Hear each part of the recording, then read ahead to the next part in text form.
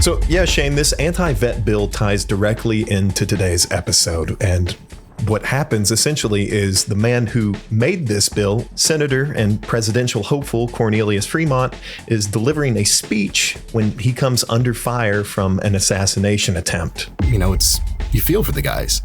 Because it's like they're radicalized because of this injustice to not only them, but to their friends who they literally, bled for the country they bled for. And you have this, this politician going like, yeah, fuck you. So yeah, you kind of feel for them. I think this is one of the most notorious levels for, you open the door to like go into the laundry room and you hear that dreaded kaping go off. Yeah. It gives me nightmares, man.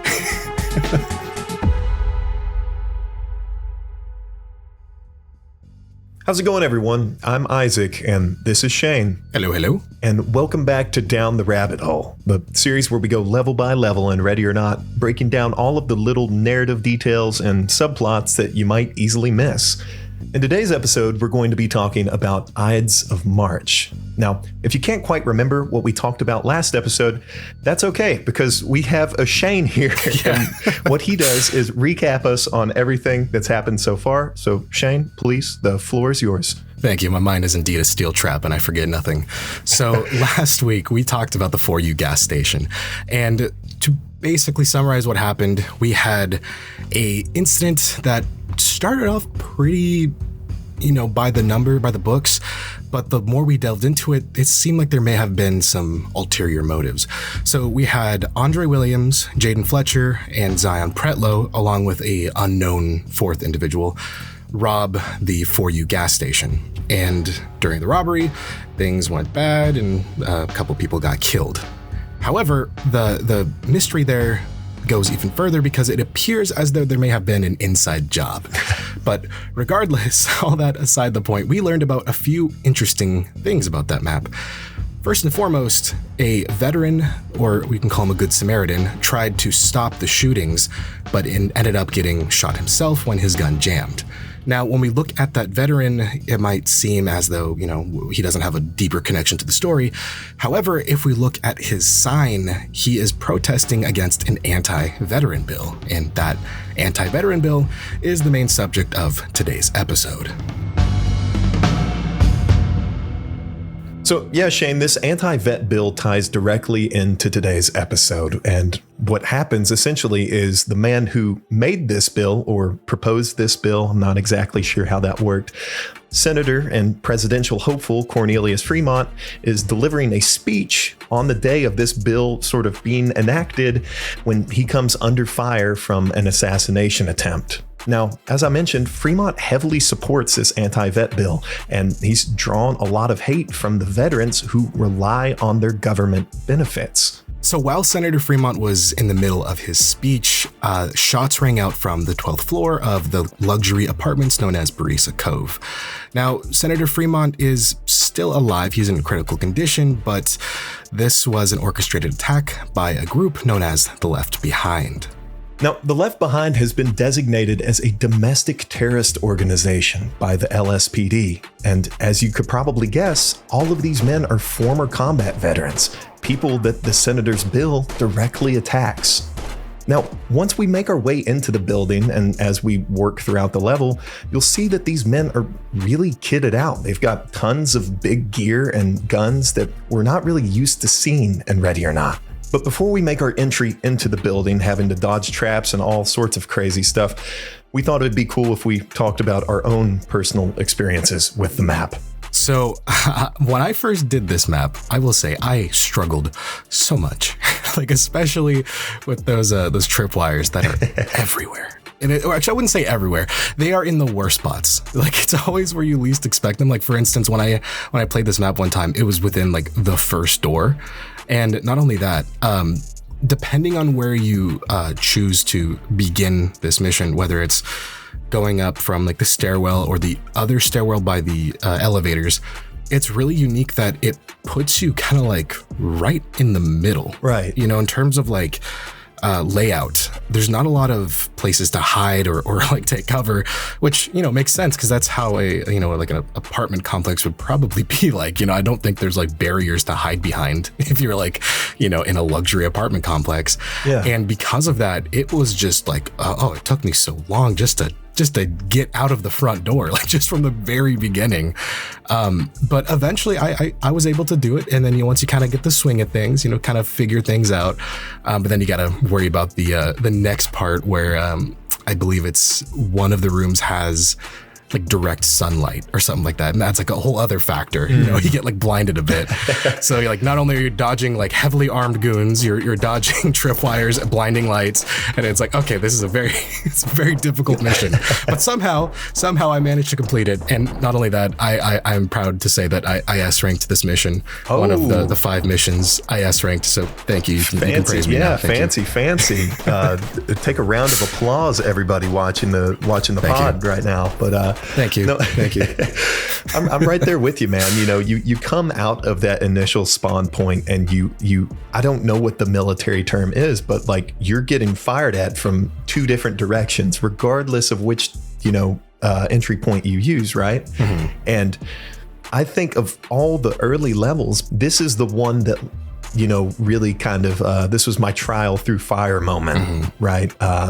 The kind of difficulty spike from this to the other levels was like, oh shit, this is like for real now, you know? Mm-hmm. Even, you know, I hate to admit it, you said you got an S rank. Man, right before this podcast, I was replaying it and it took me like 3 or 4 tries just to get through it like regularly, right? Mm-hmm. So, you know, a very kind of difficult early map that has a lot of challenges and unique sort of circumstances that you have to get around. Now, something that I do just briefly want to talk about that you mentioned were the, you know, presence of traps here, right? Yes. I think this is one of the most notorious levels for, you know, you open the door to like go into the laundry room and you hear that dreaded kaping go off. Yeah. It gives me nightmares, man. And you know, your perfect run, you know, you said you tried the S rank. So that, I mean, that's even worse there. Yes. Because you know, you have to do a couple of runs to, you know, get through there non-lethally just to have a run ruined by a stupid, you know, little grenade in the corner. Like, I don't know what the tactical advantage of booby trap in a bathroom is, but it gets me every time. Every single time I play this map, I die to the bombs at least once. So, I mean, that's my experience. It's not been great. It's you know, the worst part too is it's like after you cleared everything out and it's like, okay, I gotta, you know, find the evidence and just tie up the leftover civilians. That's when it gets you. Exactly. That's when you hit the tripwire because your guard is down.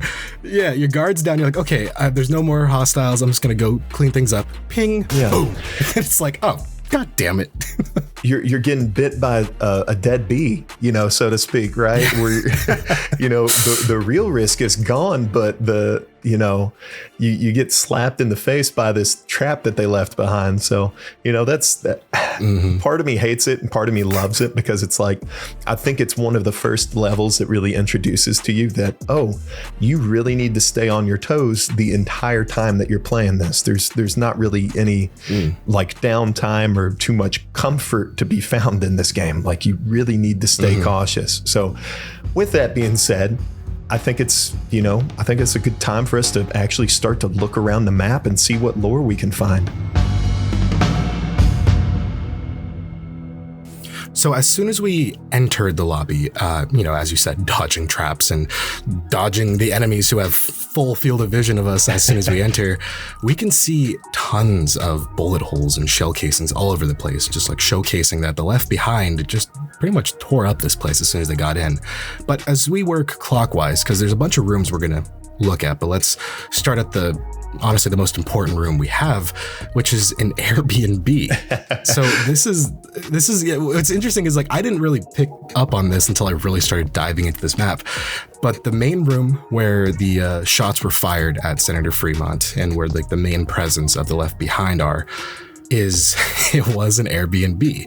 And this brings us to our first, I guess, mystery of this map. Right on the floor, there is a civilian. Now, he's not dead, but he's wounded. I think he was like shot somewhere in the stomach or something. We don't know who this guy is.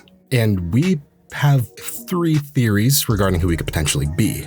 Now, theory 1 is he was the Airbnb manager, or I guess you call it, was it a manager? What do you call it? I would say manager. Yeah. Owner, either or. Yeah, Mr. Airbnb. He was renting the room out to the Left Behind. Some, shenanigans were going on.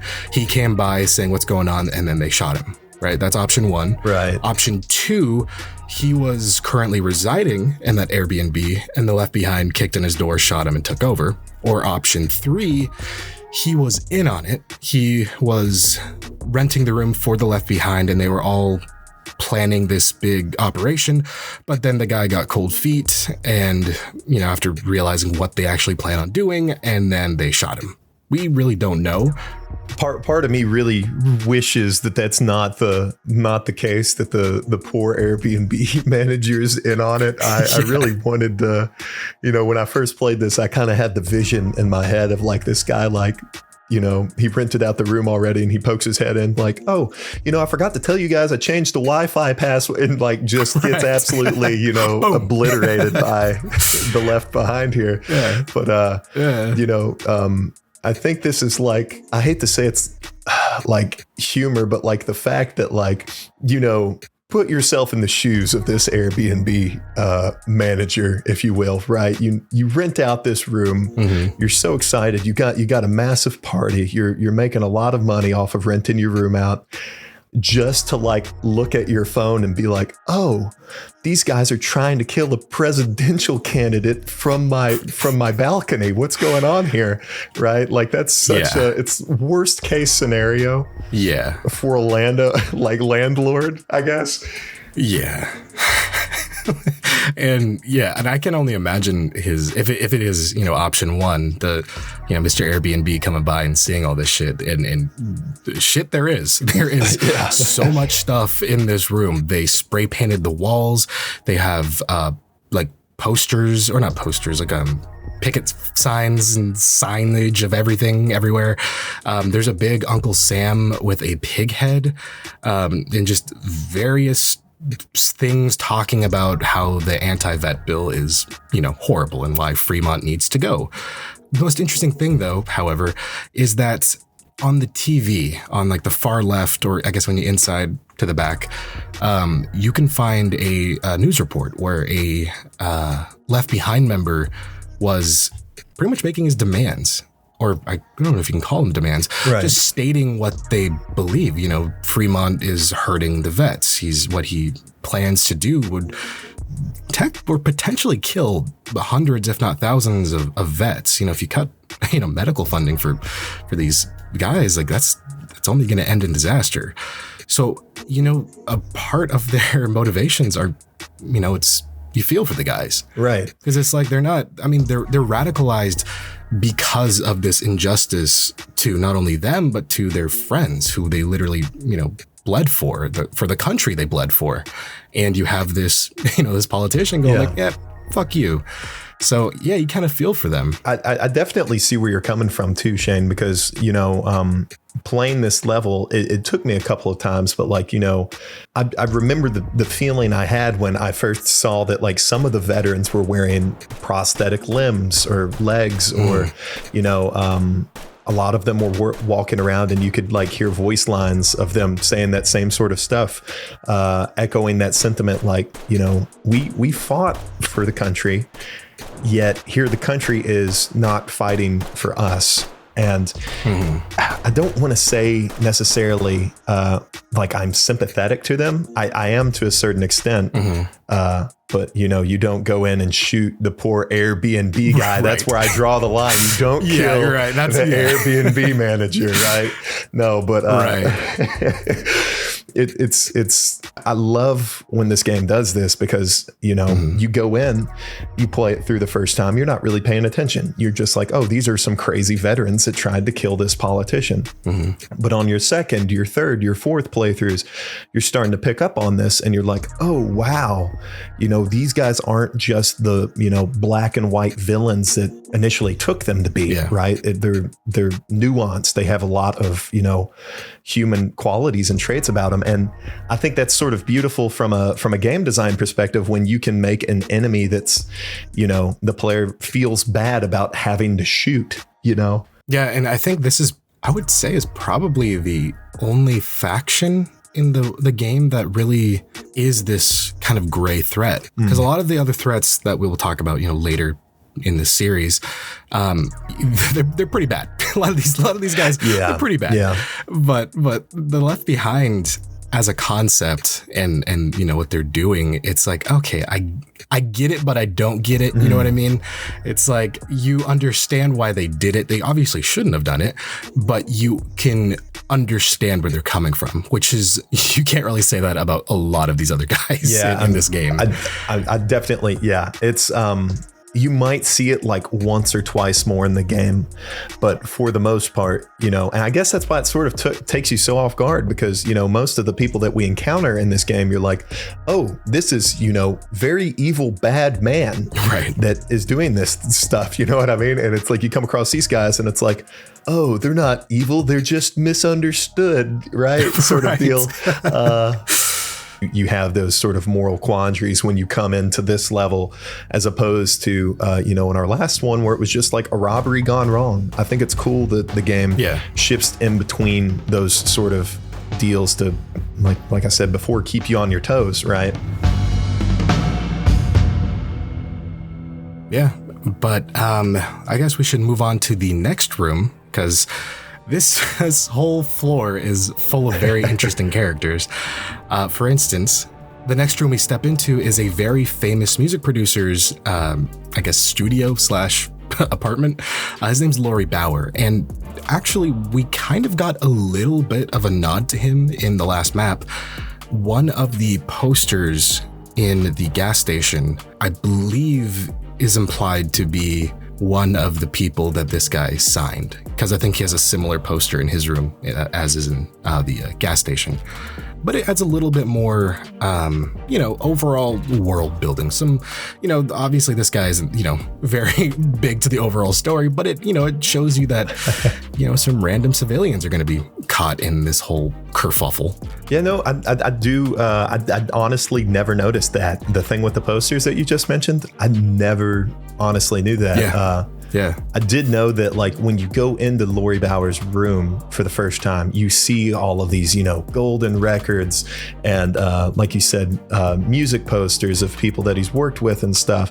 But there's also this like plaque I think you can find on the wall of a Francisco Laguna. And I know, Shane, that you are a notorious Francisco Laguna sort of conspiracy theorist, so I'd love to hear your interpretation on this, or anything you have to offer on what this could potentially mean. Okay. So I guess I should start from the beginning. For those of you who don't know about this this elusive figure, so when I first started covering Ready or Not, there was tons of references to this Mr. Francisco Laguna. And I'm talking like every map seemed to have some kind of Francisco Laguna thing. And, you know, Isaac and I have joked about this a lot, you know, doing the whole, you know, Pepe Silvia thing. Like, oh, who the hell's Pepe Silvia? Well, Francisco Laguna is my Pepe Silvia, goddammit. Because, like, he was driving me crazy. Because I'm like, okay, how the hell does this guy connect to this map, to this map, to this map? And I was like, why the hell is his placard in Laurie Bauer's room of all places? And, okay, maybe it might be a leftover asset that they're going to change later, as they did with a bunch of other things. But also, Also, I have spoken to a few of the devs asking about like, oh, there's a lot of the stuff that was taken out for, was it taken out because of, it was just reused assets, or does it have a greater connection? Like, for instance, a part of me had been theorizing that there's some kind of alternate history regarding some conflict during the Vietnam War. Like maybe it resulted in a different, outcome. And I was never given a straight answer. So like, I don't know if Mr. Laguna is canon. In my heart, he's canon, but in the game, he pops up little places here and there, and he is driving me crazy every time I see the name Francisco Laguna. So who knows? Maybe Lori Bauer is technically Francisco Laguna. Maybe Francisco Laguna did some crazy thing and then changed his name to Lori Bauer, or maybe he's just a part of the world. Maybe Mr. Laguna is a friend to all, and Lori Bauer is holding on to his little thing or something else, or I don't know. Mr. Laguna, Francisco Laguna, gonna drive me crazy. Like, it's like every time I hear that name, like if someone like, I get comments on this, man, as you can tell, it drives me crazy because I want to know, is it connected to something? Is it its own thing? It's like, who the hell is this man? Okay, I'm done. I was going to say, I'm beginning to feel like I've opened a can of worms that I can't quite close here now. Anyways, though, once we start to look around this apartment a little bit more, we can find some indicators that this Mr. Bauer might actually be sick.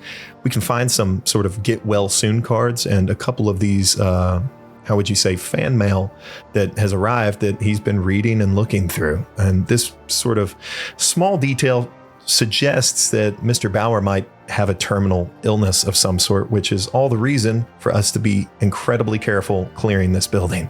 In addition to this, we can also find this magazine that's sitting next to Mr. Bauer's bed, which talks about a trash crisis, which is something that we'll see later in some of our levels. But other than this, there aren't really too many other details in Lori Bauer's apartment. So with that being said, let's continue to move on. So the next room is perhaps one of the most interesting ones, aside from all the left behind shenanigans. We find a sailor's room, and my God, does this guy love sailing. Like, everything about his room is sailor themed. He's got starfish, he's got like a wheel, a captain's hat. There's a picture of him with Reagan, I believe. He must have been some kind of, I guess, like an admiral or something, I'd wager. He was in the Navy for, who knows how long, and apparently very well decorated if he met a president at that time. But it's very odd in terms of, tonal shifts. You go from like one room that's like full of like guns and posters and like, oh, the world's on fire. Then you go to like this other room that it's like a really nice music producer. And then you're just in this like room with nautical nonsense. It's crazy. Yeah, it's like you're walking into a set on SpongeBob, man. Exactly. Like I was half expecting like the giant hooks on the wall and stuff in there. Exactly. I'm sure there's an Easter egg somewhere, right? Yeah, you find.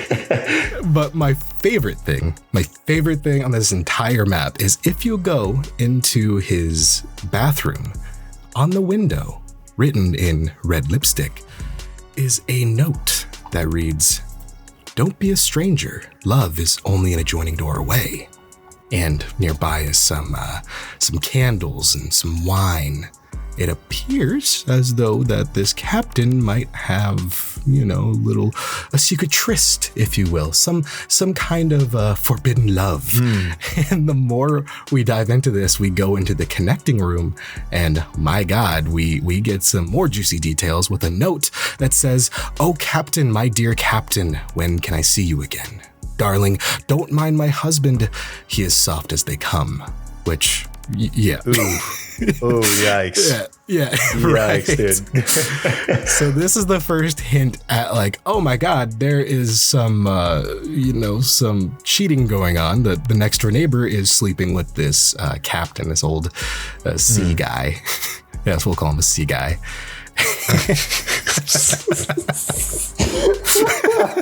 Oh, no. Oh. Anyway. This is important information. It's going to come back later, Trust everybody. Me. ready or not, all focus is on this one sea guy. So hinges on the sea guy. The sea guy. As we go into this adjoining room, we can find another note that says, "Listen here, sailor boy, don't let me catch you around my wife again. Even if you glance at her, I'm going to make sure you regret it. You'll meet your Navy friends sooner than you think. Scum." So yeah, the husband knows, and he's not too happy, as you could imagine. Yeah, I mean, like the whole situation, if you look at it here just from an outside perspective, is what would the term be? Icky, very icky, right? Like you walk in and you see all of this stuff and you're like, oh, it's like his wife or something. And then you find the note on the floor and you're like, oh no. And then you walk into the other room and you see the other note and you're like, oh no, right? And as we go into this apartment, the actual couple's apartment, the wife and the man who's being cheated on, we'll start to see more of this story sort of unfold. But what grabs our attention about this place first is the absolute just blast from the past decorations all over the apartment, right? Like when I walked in, it was immediate, just, slapped in the face with 1970s aesthetics all over the place.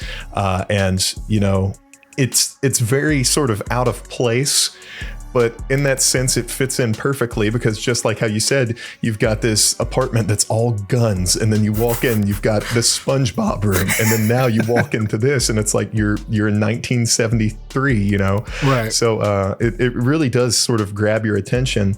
But something that we need to kind of be cautious of is that there's all of these massive sort of stained glass barricades, I guess. I don't really even know what you'd call them, dividers, but they're all over the room. And when I first played this and I walked in, I was like, oh, look at the pretty glass all over the place here. And then immediately, one of the left behind steps out from it and, shoots me in the face. Right.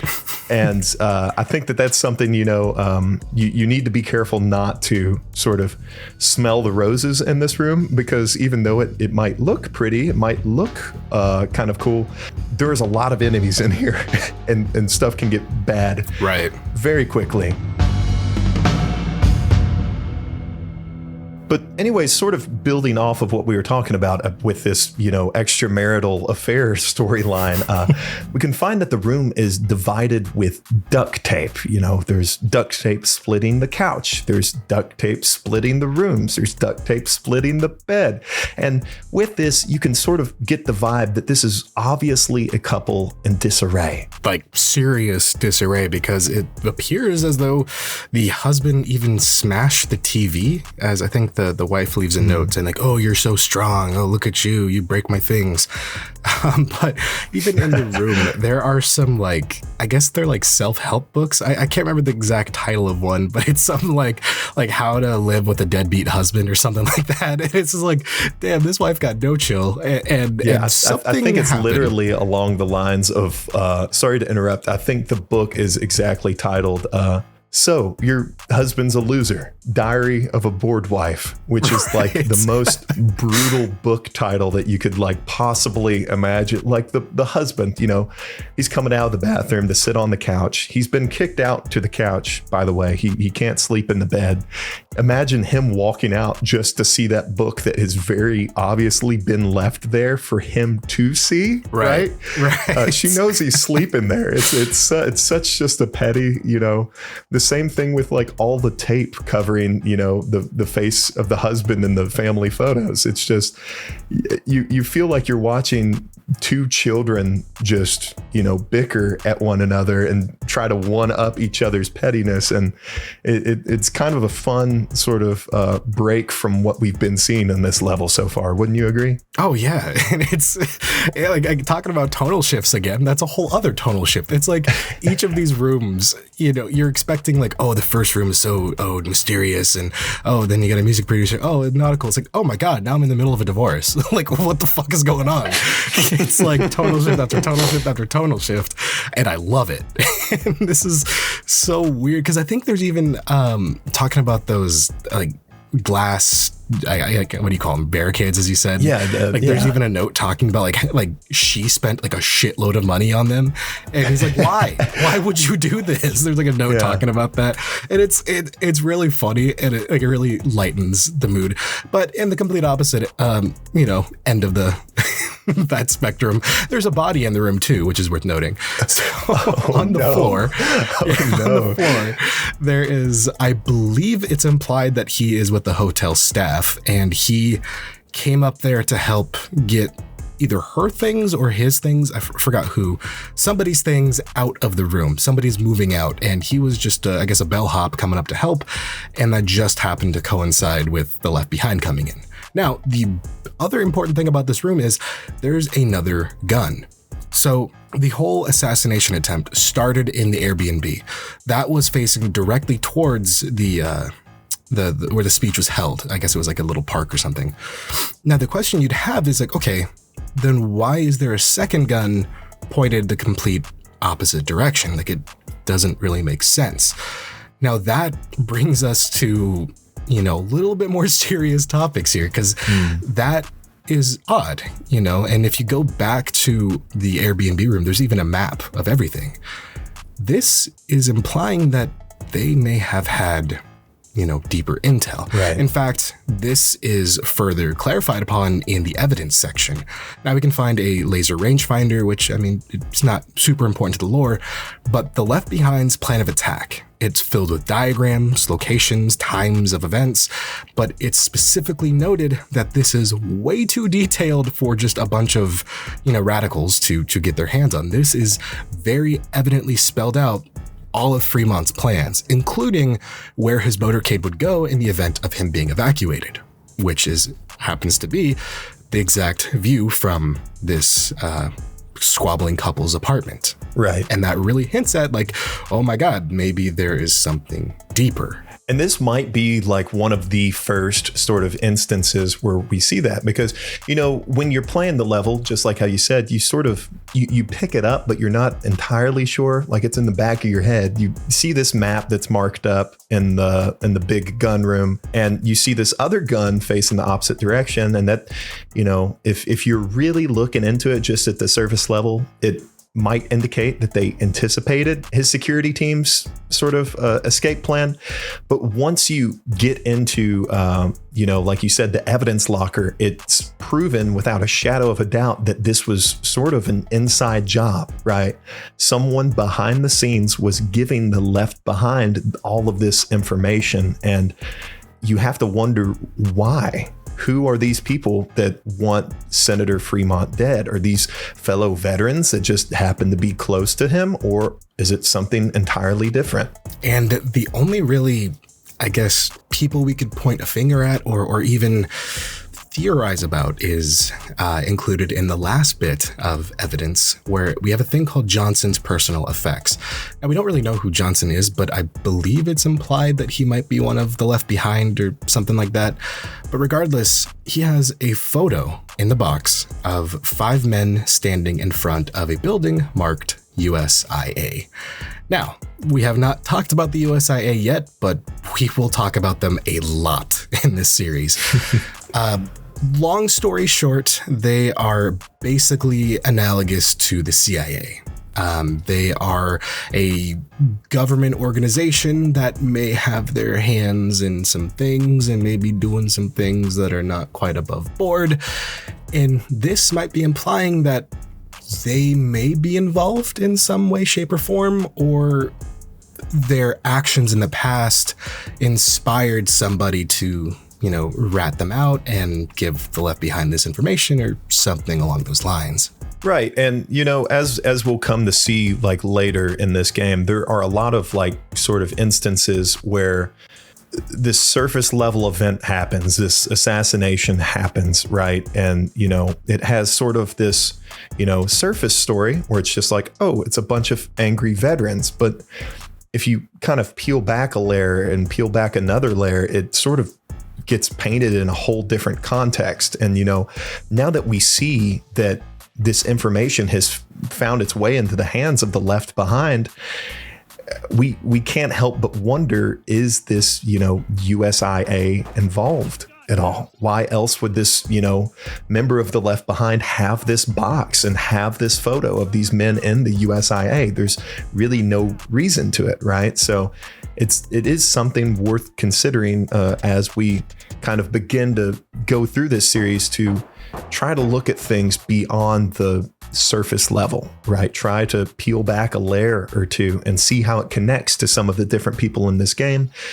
And before long, if you do that, you'll wind up just as crazy as Shane and I. So yes. I invite you to do understatement. that. My God, that is an understatement. So I guess if everyone wants to keep along or keep track of everything, put on your little evidence board, put USIA at the middle. They're at the very middle, right. And all the red strings will come from there. But completely ignore Francisco Laguna. Well, he's not on the board at all. Don't listen to Shane. Let's not get too hasty here. Don't. He's at the center of this all.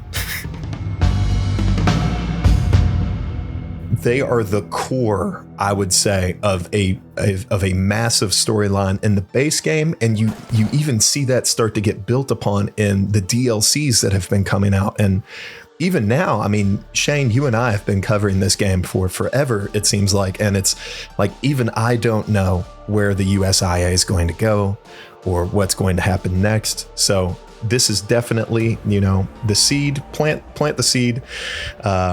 And let it go from there, I guess. Yeah. So, like we said, though, so we don't know exactly how, what, or why this unknown party gave the Left Behind this information. We know they obviously didn't like Senator Fremont. We don't know if that's because they were also against the vet funding bill or the anti-vet funding bill.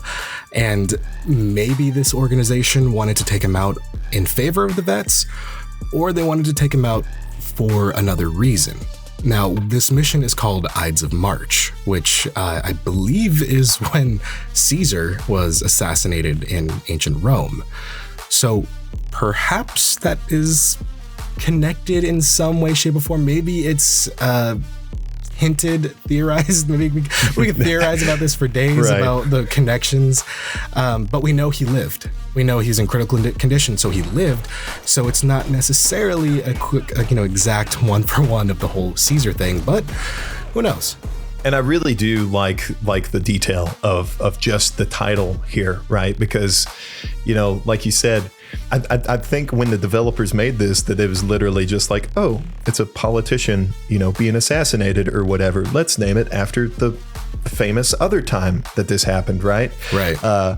And they likely knew that there would be tons of people out there that would just be like, Ides of March. Okay, it happened on the 18th. And if you look at it this way and right, and just people trying to connect the dots to something that might just be, for all I know, that might just be a reference that they're throwing out there. But the moral of the sort of story here is that the Left Behind are a highly motivated group with eyes that are very, very close to the senator. Like they have somebody very close to Senator Fremont that is feeding them this information. And, from what we heard in our briefing, the senator's sort of just holding on by a thread, is he not, Shane? Yeah. Yeah, he's in critical condition, and at the end of the mission, I mean, they said he's okay, but we really don't know. And that really leaves us up in the air of, if this, are they done? Are they going to continue their attack? We don't know. And, biggest question too is, are there more? Was this the only branch of the Left Behind, or will they strike again? We just don't know. But I imagine with all of that we've just about wrapped up Ides of March. For any of you guys who are interested, you can find me on YouTube under Isaac Morgan. I'll have that linked down below. And if you want to look at all the stupid stuff that I post on Instagram, my handle there is @TheIsaacMorgan. And if you want to look at all the stupid stuff I post on YouTube, you can find my channels at Shane Please Shut Up and Shane No One Cares, as well as Shane the Doyle on Instagram. But with all that being said, as always, do not sleep with your next door seaman. Thank you, and we will see you next time. Bye-bye. Bye-bye.